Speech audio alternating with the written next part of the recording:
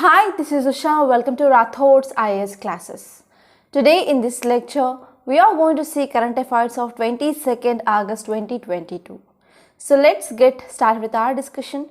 We are going to see important editorials which appeared in today's Hindu, and apart from editorials, we are also going to discuss some important articles which are relevant from our UPSC from Hindu, and we are also going to see some other articles which are not covered in Hindu but they are covered in other sources also we are going to discuss.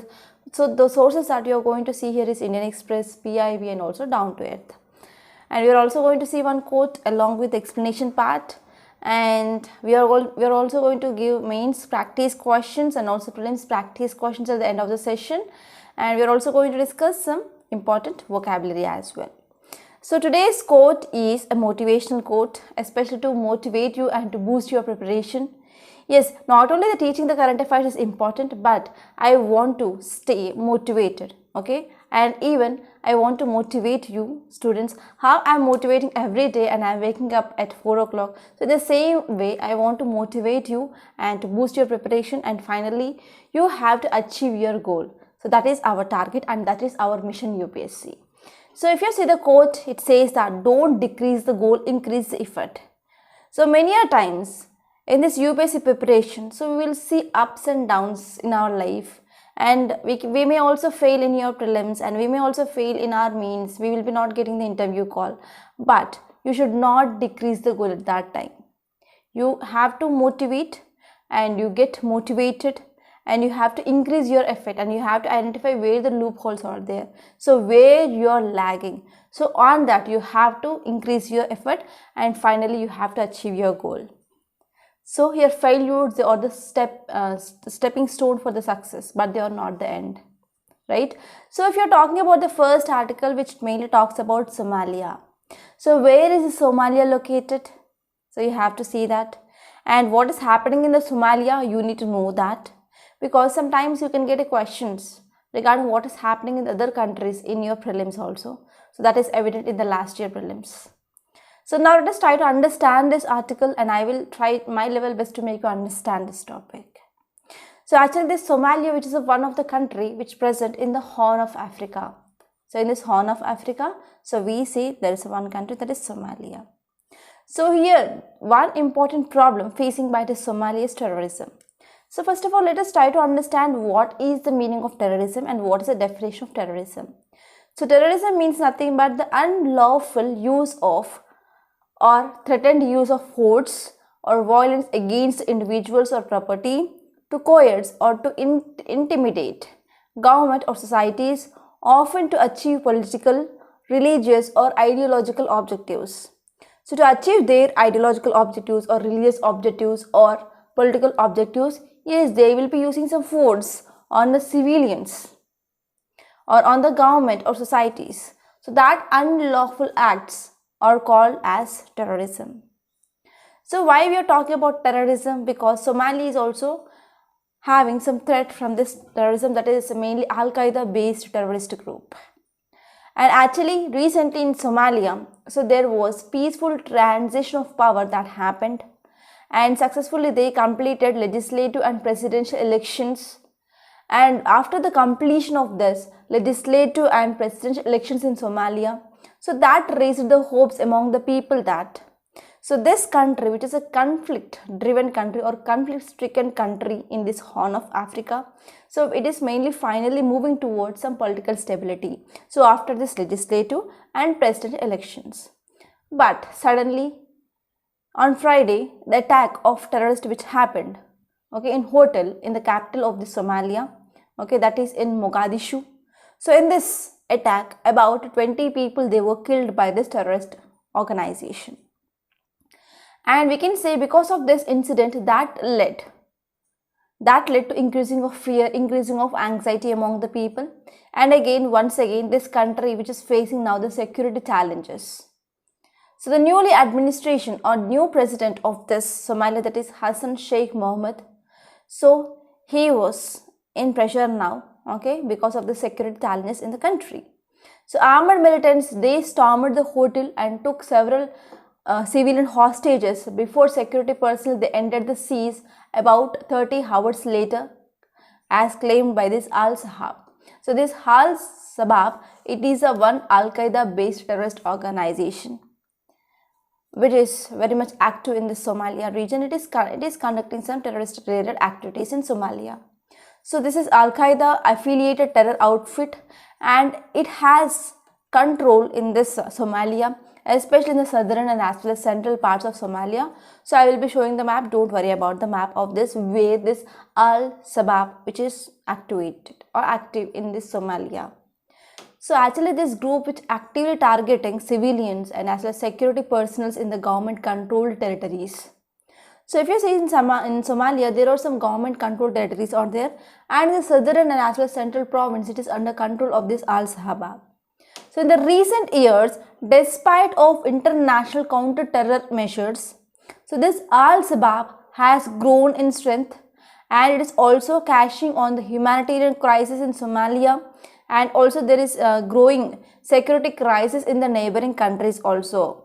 So according to recent report, that is 2020 report, it says that, so here this terror outfit which is collecting the more revenue than compared to that of government, and because of it is getting more revenue here, so it is mainly building strong terrorist machineries in this Africa. And now it is also seeking to expand its influence in the Horn of Africa. So now let us try to see which of the countries comes under the part of this Horn of Africa. So this will be important from your prelims point of view. So as I said, this green color part that you can see on the screen, that is Horn of Africa. So here we have Somalia. So here we have Djibouti, Eritrea, Sudan, Ethiopia and Kenya. So these are 6 countries which are part of this Horn of Africa. So which are those? Somalia, Djibouti, Eritrea, Sudan, Ethiopia and Kenya. So now let us try to see about some facts regarding this terror outfit, that is Al-Shabaab. So this Al-Shabaab translate the youth in Arabic. So actually it started its extremist youth wing. Okay. Actually it started its extremist youth wing of now defunctional Islamist Courts Union. So actually this Islamist Courts Union, it was a grouping of Sharia courts. And actually we can see the control which is seen in the Somalia, especially in the capital of this Somalia, that is Mogadishu, for some months in 2006. And actually after this, Islamic Courts Union which retreated after intense repression by Somalian and Ethiopian troops, and finally it turned into terrorist outfit. Okay. So next one here is over years, so foreign jihadists, including from those who are coming from the Western countries, they travel to this East Africa and they are joined this Al-Shabaab. And as of now, if you see according to this 2017 data, so there were about 7,000 to 9,000 fighters. They were the part of this Al-Shabaab, and it also been banned by US and as well as UK. So if you're talking about Somalia map, okay, so this is a map of this Somalia. So this Somaliland, it is a self-declared independent area, but here we have a disputed area. And this Puntland it is semi-autonomous area, right? And here this brown color, okay, or we can say like purple color, so this part is pro-government supported by Ethiopia. And this blue color area, I think you can see on the screen, so this blue color area which is mainly under control of this Al-Shabaab. So Al-Shabaab presence, it is seen in the southern and as well as central province of this Somalia. Okay, and here we can see this Mogadishu. So now if you see some more important details which are given in this article, says that this Somalia, which has long been called for failed and as well as fragile state because of active Al-Qaeda terror outfit which is present in this region, and is also seen as the biggest failures of internal counter-terror operations. So what are the counter-terror operations that have come up by the government? So most of them, they are failed because of the large size of this Al-Shabaab. And the country is also witnessing a massive humanitarian crisis, and we are also seeing there is a severe drought which is present in this Africa. And here there are a number of international organizations, they are mainly donating something to this Somalia. So because of this conditions of humanitarian crisis, droughts, so it mainly providing some good grounds for this militant to expand its terror fief. And the government which is focused should be like, it need to provide some essential services, goods, relief to the people, and at the same time it should also provide security architecture for these people as well. So both state building and as well as counter-terror operations, they should be carried out side by side. Okay, and here this country also requires international community as well. So support from the international community, especially to fight against these terror outfits. So this is about this topic, and I hope you understand this topic in detail. And now let us try to see one topic. It is regarding this data protection. So actually it is not a new topic. Again, we have to revise this topic for sure, because there is no choice left for me, okay, to leave this topic.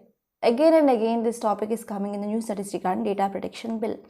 So this article is important from your GS paper to under polity point of view, and this topic is exclusively important from your mains. So students who are going to write this year means, so please be prepared with this data protection bill for sure, and don't leave this topic at all. And now let us try to see why it is in news. So already you know that our government of India withdrawn this personal data protection bill from the parliament, as it considers comprehensive legal framework is required to regulate online space to boost innovation in the country, and they want to come up with a new bill, okay, and it should deal with the comprehensive legal framework of regulating of online space. So whatever the personal data which is talking about the personal data, okay, that to be stored in the country. But now because of the increased technology and increased use of mobiles, so that created an online space, so it is collecting the data, okay, without our even without our consent. Sometimes so many apps are there, okay, malwares, etc., and they are getting data from our mobile phones and from our online space easily. So here we need to have a comprehensive legal framework, and that should regulate even the online space. Okay, so because of this, your government withdrawn this personal data protection bill of 2018 from the parliament. So what is this bill of 2019 says? So it was introduced in Lok Sabha by the Minister of Electronics and Information Technology on December 11th, 2019. So it is commonly referred as a privacy bill, and it intended to protect individual rights by regulating the collection, movement, processing of data that is personal or which can identify the individual. Okay, so actually this bill which introduced in our Lok Sabha in 2019 by our mighty minister, that is a Minister of Electronics and Information Technology, and actually it is also called as a privacy bill because we are mainly trying to protect our personal data, okay, and it is also want to protect individual rights, for example regarding collection, movement, processing of data. And if you're talking about what are the challenges regarding this data protection bill, so many times we can see there is contention that regarding the physical location of the data, it is not relevant in the cyber world, as the encryption keys may still be out of reach of national agencies. So what happens if you are talking about the data storing? So where they are storing the data? They are storing the data not in our country, okay. If they are generating the data from India, they are not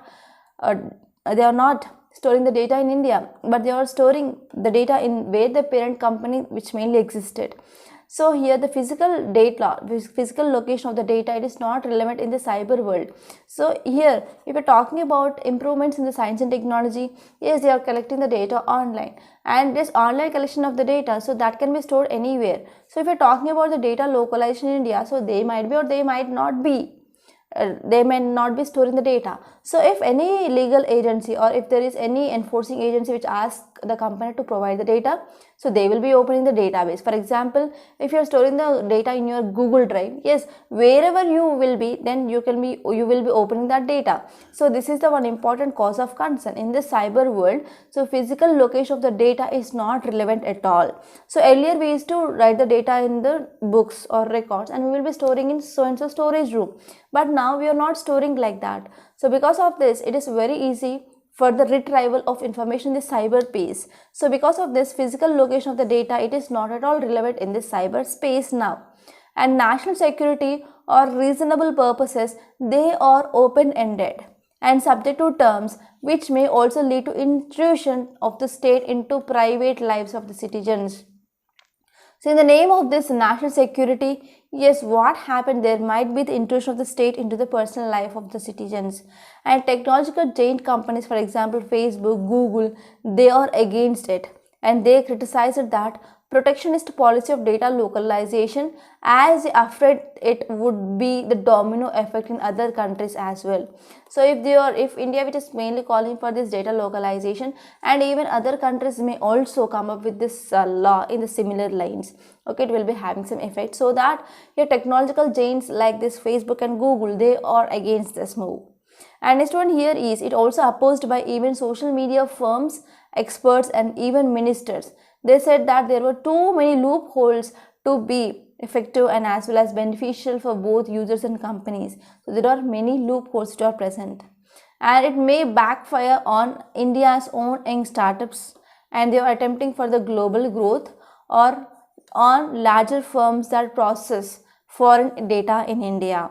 Okay, so these are some challenges. So what is the way forward? So way forward here is, if you're talking about this data localization, data should be stored in the region, and in that region should be trusted by the Indian government, and that data should be accessible in the event of crime. And the government may also consider always allowing this cross-border data flows only to the trusted geographies, only for the countries we are trusting. So in that trusting countries only we can share the data, not to the other countries. Next one is classification of this data. So the new bill could also do away with the classification of the personal data from the perspective of data localization, and it can only use the classification of awarding the damages to people whose personal data may be compromised by the entity. Okay, so here regarding this classification of the data also, so this new bill which should be do away with this classification of this personal data from the perspective of this data localization. And they can also go for classification of the data or awarding the damages to the people. In that case, only when we are talking about the personal data that may be compromised by the entity. Okay, so this is the way forward. So now let us try to see next topic. It is regarding facial recognition technology. So this technology is very important, especially to identify the criminals in the crimes. So this article is important from your GS paper 300 Science and Technology, and in this area you can get both prelims based and mains based question from this topic for sure. So now let us try to see why it is in news. So actually, one RTI, that is Right to Information Responses received by Internet Freedom Foundation. It is a New Delhi based digital rights organization. So this RTI, that is information which says that Delhi police treats mismatches of above 80% similarity generated by its facial recognition technology system as a positive result. So here this article which is talking about the success of this facial recognition technology. So here this RTI, that is Right to Information reveal says that Delhi police treats the matches of about 80% of similarity that generated by its facial recognition technology. And if I talk about what is facial recognition, actually they are going to use one algorithm. So this is algorithm based technology, and it creates a digital map of the face, and such that they will identify and they will map an individual facial features with it then matches against the database to which it has some access. So here we are going for using of this algorithm based technology, and by using this algorithm it mainly creates one digital map of face, and this digital map of face which we are going to match with whatever the database that we are having, such that we can identify the face or image. So what is the use of this FRT and why it is harmful? So here India has been seen rapid deployment of this facial recognition technology, and even if you are using your mobile phones for the lock also you will be using your facial recognition, right? So for example, if you are wearing mask, or if you are wearing some spectacles, or if you are in different hairstyles, sometimes it may not recognize, right? So here in our mobiles also we are using this facial recognition technology for the opening of your phone. So India has seen a rapid deployment of this facial recognition technology in the recent years, both by the state government and as well as central government, and they are putting in place any law to regulate their use.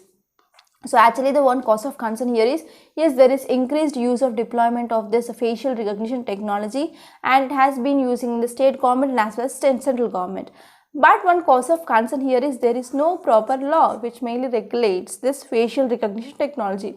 So without coming up with a law, so we are deploying this facial recognition technology in our government. So it is one of cause of concern.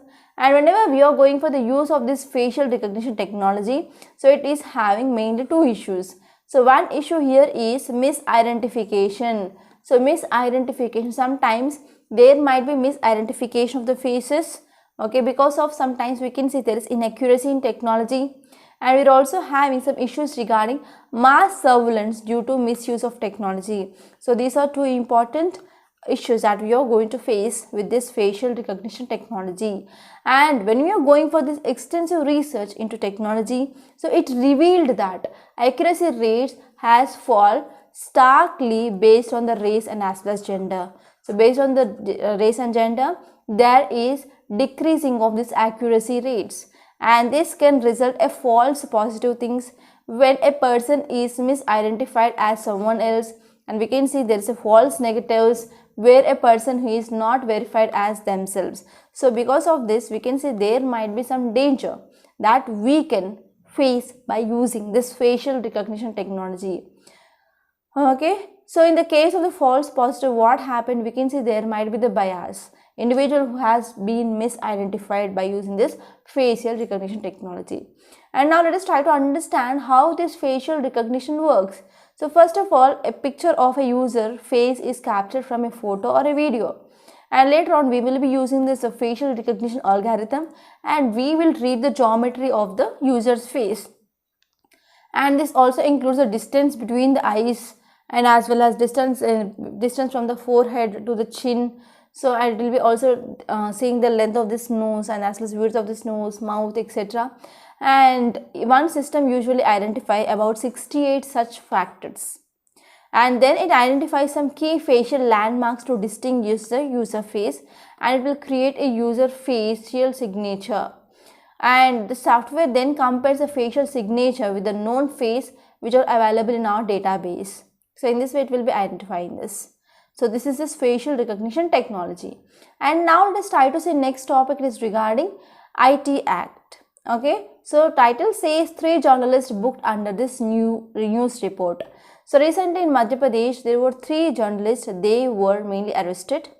Okay, they were booked over the news report, especially in this Bihar on the charge of airing misleading and false information.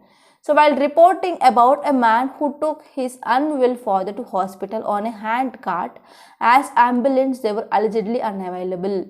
So here these journalists they mainly published news regarding one person who mainly took his unwell father to hospital by using the hand cart because of unavailability of these ambulances. So because of this information, so these 3 journalists they booked. So if we are talking about the details, they were charged under the sections of IPC related to cheating and causing public mischief and some relevant provisions of Information Technology Act of 2008. So now you have to know what is Information Technology Act. So I think you might know about this IT Act, Information Technology Act of 2000.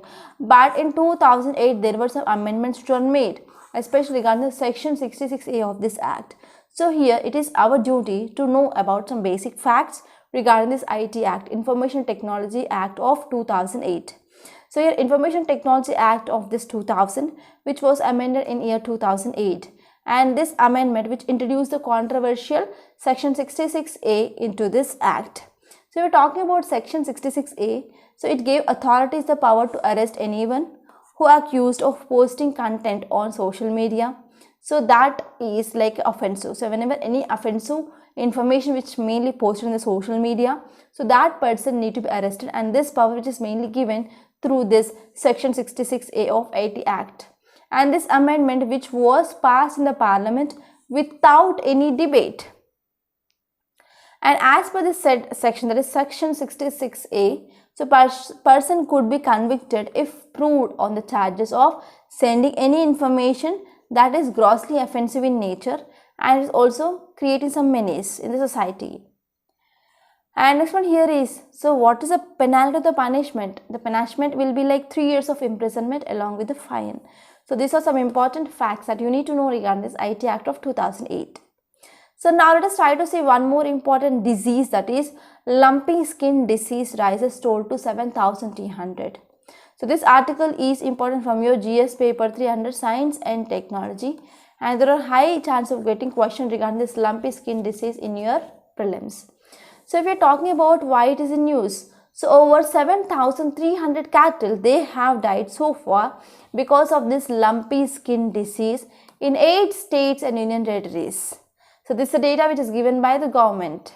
So if you see details, so Punjab tops the list with 3,359 animals they have died so far due to this lumpy skin disease. So actually to save this cattle, so government also came up with vaccination drive, right, and had been stepped up to contain the infection with as many as 17.92 lakh cattle vaccinated so far. So if we're talking about some basic facts regarding this lumpy skin disease, actually it is a very highly infectious viral disease. It is not bacterial disease, but it is a viral disease, and it also has the capability to affect all breeds of cattle and even water buffaloes. So it caused by virus belongs to this Capripox virus, and it's also related to goat virus, sheep pox, etc. And if you're talking about the history of origin and spread of this lumpy skin disease, so historically this lumpy skin disease remained confined to Africa, so where it was first discovered in the year 1929. So but in the recent years, so there is increased geographical spread of this lumpy skin disease in the endemic areas, and recently it reported in this Asia and Pacific region 2019 in the northwest China, Bangladesh and India. So which are the vectors? So this virus which mainly transmitted to cattle, and it is mainly through some vectors like blood feeding insects. So some insects, they will be feeding on the blood, right? For example, biting flies, mosquitoes, ticks, these are acting as a vectors. So they can also spread through the direct contact between the animals via secretions and some excretions like saliva, etc. And even whenever we are making to drink the water for the cattle in the same pond or same water tank, so contaminated water are also one of the important reasons for the spreading of this disease fast. And what are the consequences of this LSD, that is lumpy skin disease, for India? So if we are talking about the total number of the cattle that are present in India, so according to this 2019 data says that India has 303 million cattle buffaloes. Okay, so here whenever there is a spreading of this lumpy skin disease, which mainly emerged as even transboundary animal disease, so because of this it also put risk at least 23 countries in the South Asia and as well as Southeast Asia and East Asian countries. And if you're talking about what's the impact, so it is having a devastating impact on this dairy sector and dairy farmers, because here India is the largest producing, second largest producer of the milk, and even it is one of the cheapest source of protein sources as well. So whenever there is any cattle which affected by this lumpy skin disease, so that leads to decreasing of this milk production. Okay, so this is about this topic in detail. And now let us try to see some other topics which are appearing in the other sources. Title says government awards GI tag to Mithila Makhana for farmers' profit. I think if you have gone to any supermarket, you can see this makhana, correct? So you can get this makhana which is made up of lotus seeds also, but they are very much healthy to your health. So if you get them and you can try to use in your diets, that will be also helpful, and especially for women they will be helpful for your if you are facing with hormonal imbalances.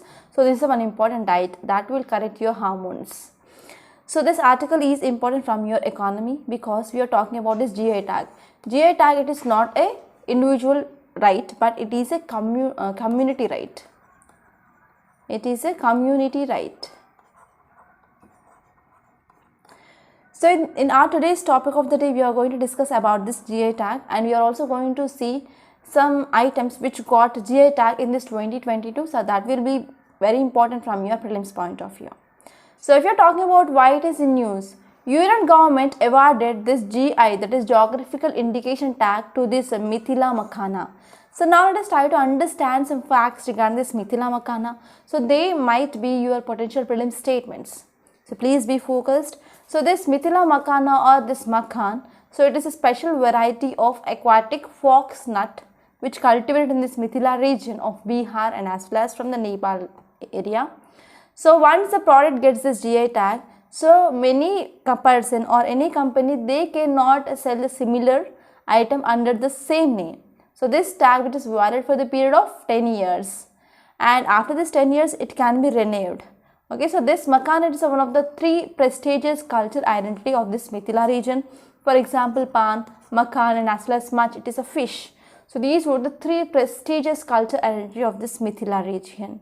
And this Mithila Makhana, it is also termed as Makhan, and it is also very famous in this Kojagra festival, and as well as Maithili Brahmins, they celebrated for the newly married couples. And this Makhana, which contains protein, fiber and even some micronutrients like calcium, iron, magnesium and phosphorus. So because of this, it will be very helpful for the maintenance of the good health. And now let us try to see next topic, it is regarding mandala art. So this article is important from your art and culture, which comes under your GS paper 1, and this topic is important from your prelims. So now let us try to see why it is in news. So residents of this Liverpool, they are marveling over a mandala, and this size of this art, it is like 1.5 football pitches. Okay, it is like 1.5 size of the football pitches in the length, and it created by artist James Brunt with the materials like using some leaves and as well as rocks. So here you have to know about some facts regarding this mandala art. So that will be very important. So if we are talking about this mandala patterns, they are centuries old motifs. They are not the new now, and they used to depict cosmos, and they had been adapted by the artist the world over. And if you see, literally the meaning here is circle or the center in the Sanskrit. And this mandala is defined by a geometrical configuration, and it will be having different shapes like circles and as well as squares, and especially those are interconnected. And if you see this image, you can see the pattern which is interconnected thing. Okay, and here by the 6th century actually, so this art which is famous with this Buddhist missionaries. So whenever this Buddhist, they are mainly using the silk route, and because of the silk route, that led to the spreading of this mandala art. And actually even the 6th century mandalas, they had been recorded in China, Korea, Japan, Indonesia and Tibet. And even in Hinduism also, this mandala imaginary was first appeared in Rig Veda, that is between 1500 to 500 BCE. So this is the importance of this mandala art. So I want to make a small announcement here. We in Rathod Science, we came up with this prelims test series, and here we are providing 30 tests which includes both GS and as well as CSAT. So to know whether you are in a right direction or not, if you want to practice the questions as per your UPSC standard from the subject wise, okay, so here we are providing some practice test of 30, and the cost of this prelims test series here is just 3000 rupees. So it is very much affordable, and even it is accessible for everyone. So try to join this course, and if you have any doubt regarding this courses, so you can call me on this number and you can directly talk to me, 8074765513, and this is also the WhatsApp number, and you can also text me on this number if you have any query. And apart from this, we also launched this foundational course for UPSC CSC, and here what are the courses, what are the classes that you are taking, that will be from basic level to advanced level, including the current affairs, and we are also discussing previous questions of your prelims and mains.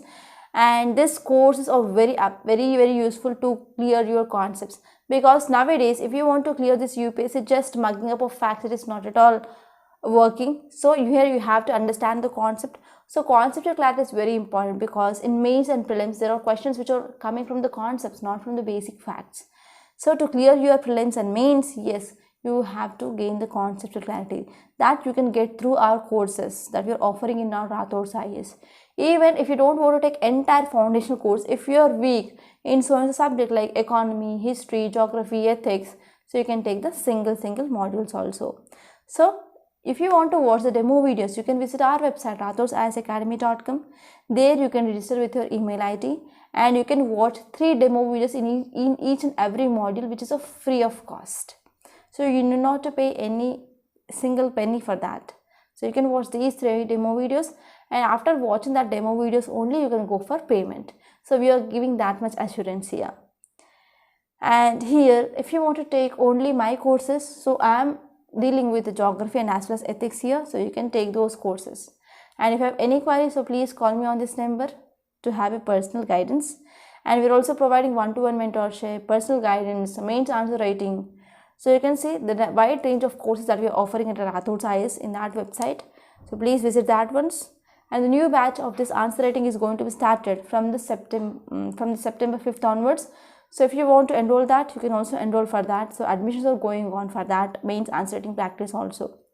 And you can also get the feedback. Okay, for example, we are going to come up with the feedback of this answer writing course from the students who already joined, so that you will be getting the trust on us and you will be joining this, and finally you will going to improve your answer writing. So we will be uploading this soon regarding the feedback of the students who enrolled this answer writing courses. And now let us try to see the prelims practice questions. So these 2 questions are regarding this right to privacy, because the data protection bill is in use. So the first question is, right to privacy is protected under article of Constitution of India. Which article? That is article 21. So this is the one question which appeared in your 2016, okay, 2016 paper. And one more question which appeared in this 2018, that is, right to privacy is protected as an intrinsic part of right to life and personal liberty. Which of the following in the Constitution of India correctly and appropriately imply the above statement? So first one is article 14. It is not at all related to this right to privacy. Article 17 not related. Article 21 yes. Article 24 it is not. So article 21. So why I will be saying that we have to practice this previous questions, because so the same question may not be repeated but the concept may be repeated. So here again the question of right to privacy repeated here, the same article, right? So if you have practiced this question earlier, then you will be guessing the correct answer for this question for sure. So here in this way, here previous year's questions which are going to provide you some route, like how the questions will be asked in this UPSC. So please practice at least 10 to 15 years of previous year's questions of both your mains and prelims, so that you can get an idea, and that will guide you like how questions will be asked. Sometimes the concept may also be repeated. So this is about this prelims practice questions, and now let us try to see the topic of the day. So topic of the day, as I said, we are going to discuss about this GI tag. So GI tag, it is nothing but geographical indication tag. Okay, so it is mainly given for the special identity of any region, town or state, and this tag which is given on the name of some of the special products or signs which symbolizes the uniqueness of that so and so particular region. So in 2022, so we got a GI tag for this Kashmir saffron in Jammu and Kashmir, so Manipur black rice from Manipur, Kandhamal haldi from Odisha, Rasgulla from Odisha, and Kodaikanal Malai Pundu from Tamil Nadu, Poundum from Mizoram, Gnotik from Mizoram, Hamaram from Mizoram, Palani Panchamrutam from Tamil Nadu, Tol Hopunan from Mizoram, and Mizo Puan Church from Mizoram.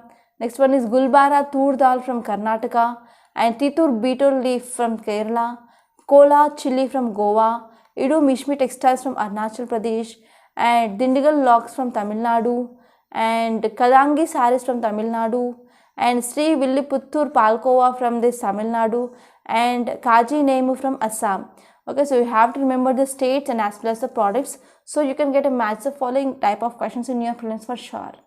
And now let us focus on this vocabulary. The fief. Fief means a person's sphere of operation or control. Next one is seize. Seize is nothing but a military operation in which enemy forces surrounded a town or a building or cutting off essential supplies with the aim of compelling those inside to surrender.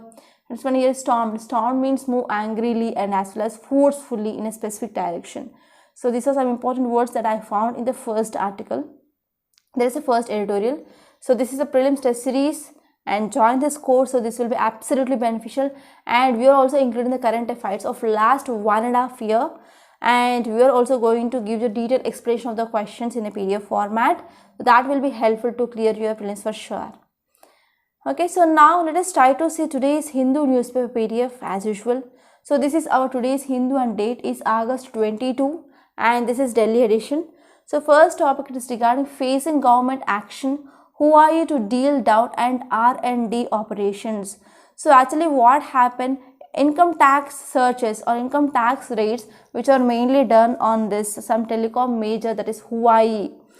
So here because of this what happened, so it is having some impact. Okay, so here the decision to consider this downsizing of this, even shutting down of some operations of this R&D campus outside Bangalore, which comes more than a year after Huawei had asserted that it would continue its work in India no matter what happens. Okay, so recently IT raid which happened on this telecom trails on this Huawei, which is a giant telecom company of this Chinese, they are going to provide this 5G technologies. Okay, so this move will affect as many as 3,500 jobs that company has created in India over 2 decades. So this is one cause of concern. And if you move forward, there is one article which is talking about 3 journalists they booked under this news report. I discussed the topic. And next here you can see one image that is regarding Indian Coast Guard rescued 8 Sri Lankan Tamils including 2 months old infant when they arrived at this Archamunai near Tamil Nadu. So these refugees they were handed to the marine police. And if you move forward, there is nothing much important in this city page. You can skip this. You can skip this page number 3 also. But here you can see one image that is devotees they carry Ganesha idol to install at Pandal for the upcoming Ganesh Chaturthi festival. Okay, so we are going to celebrate this Chaturthi festival soon. Okay, so to celebrate that, yes, Ganesh idol is very important, and this image which mainly shows that Ganesh is dancing, Ganesh in the dancing. So here you can talk about eco-friendly Ganesha and what is the impact of plaster of Paris when we are going for this Nimajnam. Okay, so that is also important from our environment. And if you are talking about this 4th page, there is nothing much important. And this 5th page, you can see 3 die after falling into manhole in AP. So here again, recently we discussed about the data regarding this manual scavenging. Yes, there is high incidence of manual scavenging that is seen in India, and again 3 more cases that we can add to that data. So 3 persons they fell into this drainage manhole for the cleaning, and finally they died or they lost their life. Okay, so if you are a district collector of that so and so area, so what are the steps that you are going to take after once this issue came into the limelight? Let me know in the comment box. And this editorial page, so most of the articles are political articles, they are not at all useful for your UPSC point of view. So what are the things that is important? I discussed about this Somalia article, and this op-ed page I discussed about this data protection. And you can also visit this article and you can also refer this article, especially you have to know what is this ADM Jabalpur versus this Shivakant Shukla case of 1976. So only that case is important. And if you move forward in this data point, you can see the data regarding this manual scavenging. So seaward deaths. So this map of India which mainly depicts the state-wise number of manual scavenging death reported between this 2017 and 2022. So highest are seen in this UP, about 51 deaths, and Tamil Nadu 48 deaths, Rajasthan 13 deaths, Gujarat 28 deaths, Maharashtra 34, Karnataka 26, Odisha 12, and West Bengal 19, and MP 14. And you have to see where your state stands. And of 347 workers, they have died because of cleaning sewers and septic tanks between this 2017 and 2022 period. And it's this caste-wise split of workers. So around 58,098 manual scavengers identified, more than 40,000 workers are belonging to the scheduled caste. So here we can also see this caste-wise split of this workers, and here you can see identification of workers. So more than 55% of this manual scavengers they were identified, they are from the UP according to this Lok Sabha reply in April 2022. And the second contribution from this Maharashtra, and third from Uttarakhand, fourth from Assam, fifth from Rajasthan, sixth from AP, and sixth from Karnataka. And you can see your state-wise data. And if you're talking about rehabilitation of workers, self-employment scheme for rehabilitation of these manual scavengers is expected to provide one-time cash assistance of about rupees 40,000. And they are also focusing on skill development and capital subsidy for the self-employment projects for the workers, etc. And recently we studied about one important database that is going to collect the data of this manual scavengers. So let me know what is that, okay, because revision is important. I want to know whether you are revising the topics every Sunday or not. So for that, so please give me the data regarding the manual scavengers in death in India, and even what are the steps taken by the government recently. And if you see in this text and context, I discussed about this facial recognition technology article, and there is one article regarding this Nepal's new citizenship law. So there is some controversy. So recently in August, on August 16th, Nepal president, he came up with the Citizenship Amendment Act of 2006 to the lower house of the Nepal parliament, and they want to urge, they are urging to reconsider the act.